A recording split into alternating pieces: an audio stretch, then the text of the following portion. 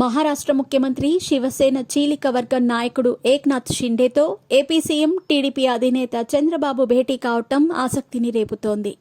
ముంబైకి చంద్రబాబు శనివారం వెళ్లారు. అంబానీ వారింట వివాహ వేడుకలలో ఆయన పాల్గొన్నారు. ఆయన తిరిగి ఆదివారం ఏపీకి రావాల్సి ఉంది.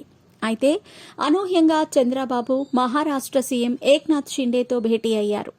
ఆయన వెంట కేంద్ర మంత్రి రామ్మోహన్ నాయుడు ఉన్నారు. ఏక్నాథ్ షిండే సీఎం అయ్యాక బాబు ఆయన్ను కలిసిన దాఖలాలు లేవు. ఇటీవల ఎన్డీఏ సమావేశం ఢిల్లీలో జరిగినప్పుడు అక్కడ హాజరైనప్పుడు కలిసి ఉండొచ్చు. కానీ ముంబైలోని ఆయన నివాసానికి బాబు వెళ్లి భేటీ కావటం మాత్రం ఇప్పుడు చర్చకు తావిస్తోంది. ఇద్దరూ ఎన్డీఏ మిత్రులే.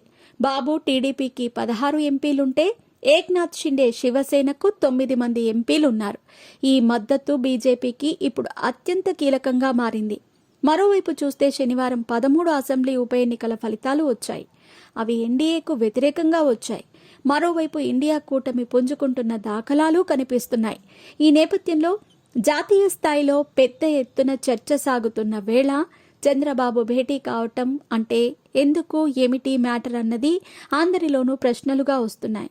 అయితే ఈ భేటీలో ఏపీ మహారాష్ట్ర పరస్పరం సహకారాన్ని అందిపుచ్చుకోవాలని ఇద్దరు సీఎంలు నిర్ణయించారు. అలాగే చంద్రబాబుని అపారమైన రాజకీయ అనుభవం కలిగిన మేధావిగా కూడా షిండే చేసిన ట్వీట్లో అభివర్ణించారు. ఇక రెండు రాష్ట్రాల మధ్య పెట్టుబడులకు గల అవకాశాల మీద చర్చలు జరిగాయని అంటున్నారు. ఈ భేటీ ఏకంగా 40 నిమిషాల పాటు సాగింది.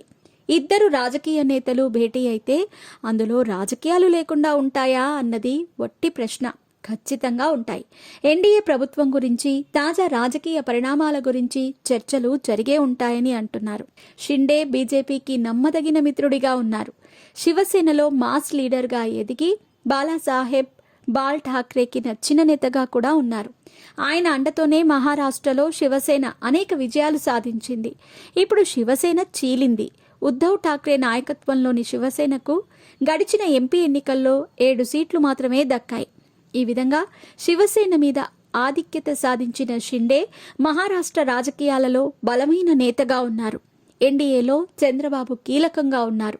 ఈ ఇద్దరూ ఇప్పుడు భేటీ కావటం అంటే మ్యాటర్ ఏమిటి అన్నది మాత్రం చర్చగానే ఉంది. అయితే రెండు రాష్ట్రాల ప్రయోజనాల కోసమే అని అంటున్నారు.